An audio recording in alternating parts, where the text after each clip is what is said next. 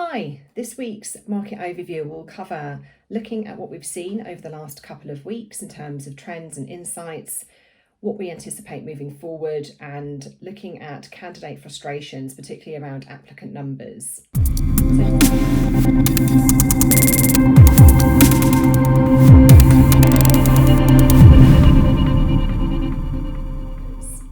So to start off with, the underlying message is that the last couple of weeks have been very positive. This obviously coincides with the emergence from lockdown and the reopening of retail particularly. So for me, I've seen a definite impact on the job market. I've obviously been keeping in touch with clients, and a lot of those clients have lifted their recruitment freezes that they've had in place for the last couple of months and are talking about plans for recruitment between now and particularly September, so for the next 2 or 3 months, which is fantastic, really positive, really encouraging. And these are new vacancies a lot of the time as well. And as you know, I specialise in data, so this is particularly within data that I'm referencing. And as I think I've spoken about over the course of the last few months, there has been a continued demand for data projects and data expertise. So with that in mind, as long as things continue to kind of go well with regards to the emergence from lockdown, I do anticipate that the number of vacancies in data are going to increase and continue to increase. We're hearing particularly from the agency clients that the flow of work hasn't stopped. In fact, in most cases, it's increased. Clients are turning to their agencies for support during this period and looking for help in terms of identifying their back to market plan. How do they engage with customers again? What does the customer look like now? What does the customer experience need to look like now? So lots of new questions, lots of big pitches going on as well. I'm hearing about lots of pitching going on and new projects being landed again, which is fantastic. So although a lot of these agencies are part of wider groups, which are some of them still under a recruitment freeze because they've got obviously lots of brand, media and advertising agencies within the group, which have been very badly affected. The data teams are crying out for extra resource. So I'm really hoping that we'll start to see, that need turn into vacancies.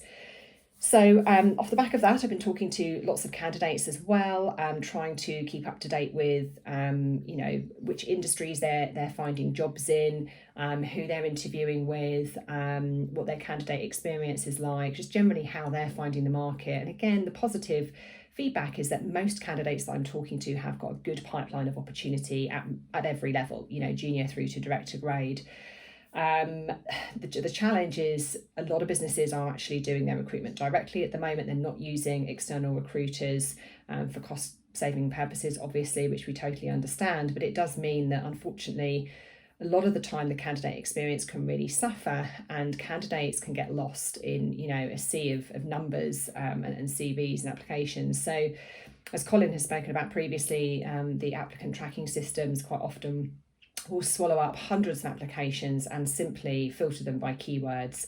So you lose the expert lens, you lose the expert eye, and the personal touch that you get when you work with a recruitment consultant. We also offer, time-saving aspects and benefits and, beyond just the expert lens. And I think as well, these poor talent managers that have hundreds and hundreds of applications per role can only afford to spend a few seconds on each CV. And so, it's really difficult to make yourself stand out from the crowd at the moment. So you do have to think like a recruiter, and you are going to have to put in extra work in order to get yourself noticed and get yourself in front of the right people. So the obvious kind of pointers and kind of advice that we would give is not only obviously, look at LinkedIn, look at Indeed, look at the job boards for vacancies, but go to career sites, go to the careers page for a particular business, because not everybody's advertising on LinkedIn, and you may find that your competition is reduced. I would also recommend connecting with the managers, heads of, directors within the skill area that you're looking to apply to, so that they are aware of you, and if they particularly like your profile and you message them, they may end up speaking to their internal team and making sure that you're on that shortlist. So it's little extra things like that which do take extra time. I'm afraid it is a bit of an arduous process having to do that for every single application, but it is well worth doing. And one really important piece of advice is pick up the phone. every time a graduate or an experienced candidate rings me post application, I always take the extra time to talk to them, give them a bit of advice if they're not quite right for the position, and I always say to them, you've done exactly the right thing, you've differentiated yourself against all of the other people that have applied through for a job, and you've picked up the phone to talk to me. The difference that makes is that you will be front of mind with that person. Now, again, I appreciate at the moment with offices being closed, it's going to be far more difficult to get hold of people and to ring people, and you just may not feel comfortable doing that as well. I do understand that.